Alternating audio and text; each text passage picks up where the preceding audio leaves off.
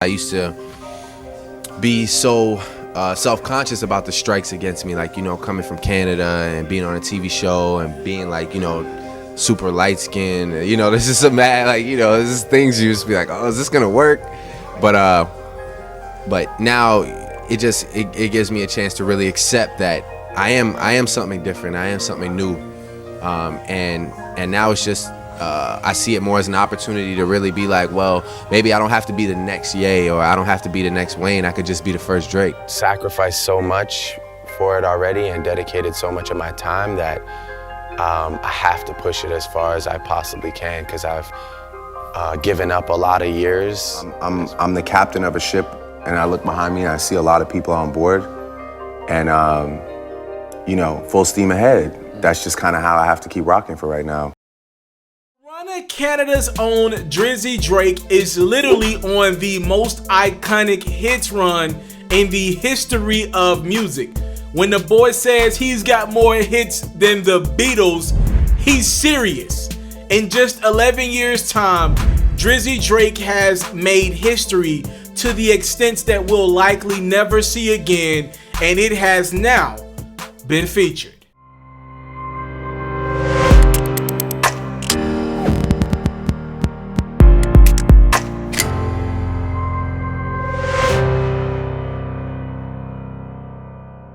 Earlier this year, Drizzy Drake surpassed by the Glee cast for the most Hot 100 entries of all time. Just to be clear, Hot 100's list was created by Billboard back in August of 1958. The Hot 100 ranks tracks based on physical and digital sales, radio play, and streaming activity. Translation: you gotta have one of the 100 most popular songs in the United States to make the list each week. Drake has did that more than anyone else.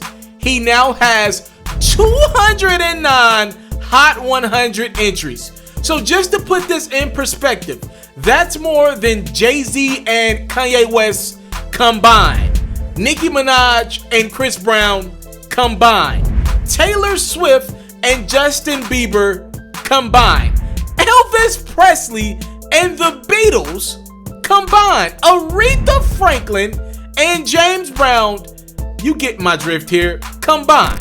As great as Drake has been, there is something to be said about artists who, for the most part, their careers have taken place in the streaming era. And when it's all said and done, the bulk of Drake's career would have taken place in the streaming era. There's something to be said about still going out and physically buying music, all right? Like, look, right now it's super easy to stream Drake's music and everyone else's music.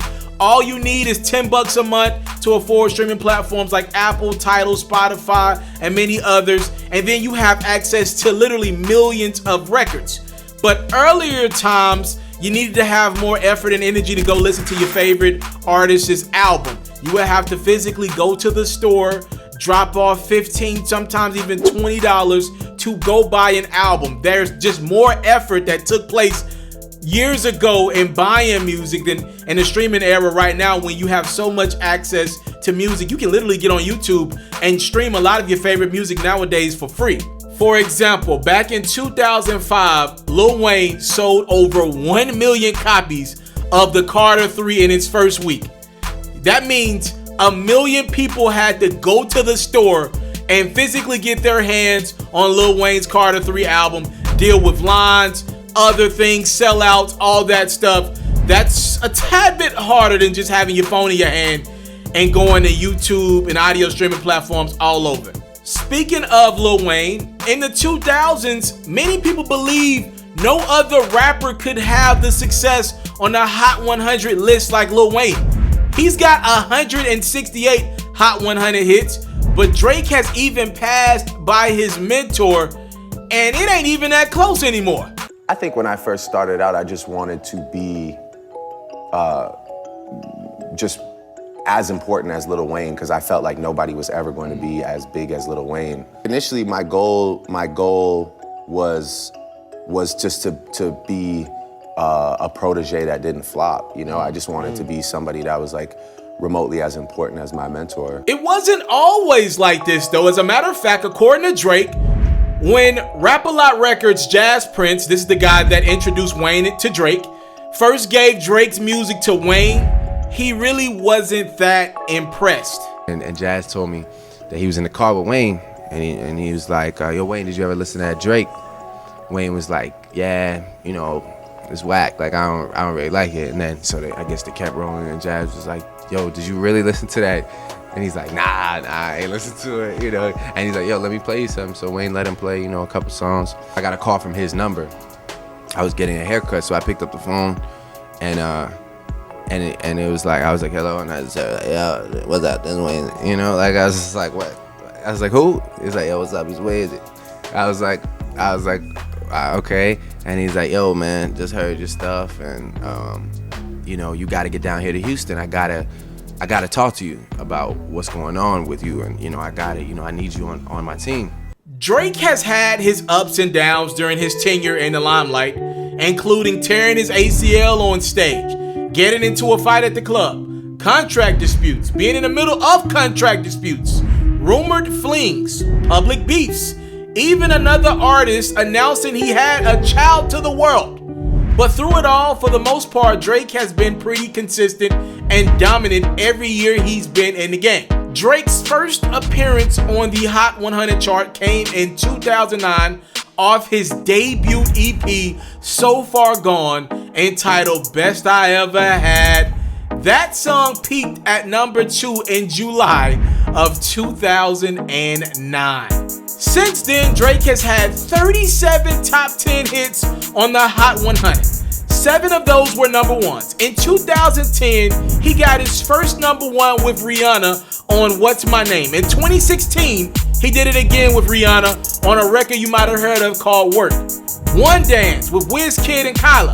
In 2018, Drake had 3 number ones off one album, Scorpion, and God's Plan, Nice for What, and In My Feelings. In 2020, Drake's already off to another great start with his first number one this decade with Tootsie Slide. That song made Drake the first male act ever with 3 number ones their first week on the Hot 100 list. Only Mariah Carey has done that 3 times, but Drake has done this in significantly less time than Mariah. Mariah's first immediate number one record, its first week on the chart, was Fantasy, back in 1995. Just like LeBron wrecked the Eastern Conference for about a decade's time, Drake has pretty much did the same thing. He spent 50 cumulative weeks at number one atop the Hot 100 list. He only trails Boyz II Men, The Beatles, Rihanna, and once again, Miss Mariah Carey. And don't get me started on any Billboard top hip-hop list, top R&B list. Essentially, Drake has stopped every other artist from getting to the finals when he wants to, alright? But in this context, the NBA Finals is having a number one record in those categories. Drake has 20 number one Hot 100 R&B and hip-hop songs, tying 2 icons. You might have heard of them. They go by the names of Aretha Franklin and Stevie Wonder for that all-time record. Up until Drake, they had the record to themselves for 32 years. On Billboard's Hot 100 Rap Songs list, Drake has 21 number ones. The second closest is Wayne, who at one point in time was away from everybody else with 11. When I decided to do this video, I needed to see just how dominant Drake was. I needed to physically write out in chronological order every hit Drake has had by the year. Look at my notes. It's color coordinated by year, the amount of Hot 100 hits Drake has had since his first. You can tell there's been a lot of strategy to his dominance. If he drops a project, you might not see him dominate the features game. If he doesn't plan on dropping an album that year, he's made it a point of emphasis to be featured on a lot of other artists' records to make sure he still maintains that presence. And then there have been years when Drake just wanted to flex on the game. Years where he's given us a project and still did a lot of features just to let you know he's that dude. He's pretty much averaging about 20 Hot 100 entries a year. I don't think people will ever be able to imagine just how dominant Drake has been over the last 11 years. First off, the music's gotta be good enough to make the chart. You gotta put out good music that people wanna hear and they can connect with year in, year out. Sounds change, music change. It's changed a lot in the 11 years. Drake has adjusted pretty well, and overall his sound has maintained throughout the last decade and some change. Then you gotta know when to go away and come back so people can miss you and want to hear you again. Drake has done all those things with the best of them.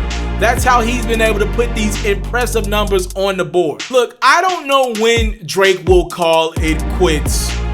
As I make this video, seriously, I'm not even joking right now. He literally just dropped another project that's probably gonna light these charts up again. Some people say Drake drops entirely too much music. Some people say he's dropped a lot of great individual records, but he lacks the classic bodies of work like his rap counterpart Kendrick Lamar. We've never seen this. Personally, I don't believe we'll ever see anything like this again.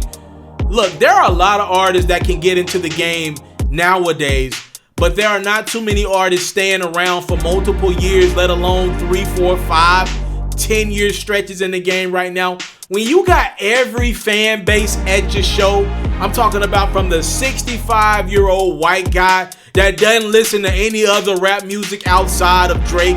Then you got the street dude that also comes to your show, the 13-year-old kid that'll come to your show and rock out with your music. There's a lot of power in that, and I can only imagine what goes through Drake's mind when he thinks about, dang, I got a lot of power, I got a lot of control. Why would I stop now? I do have trouble thinking of myself rapping like past 40.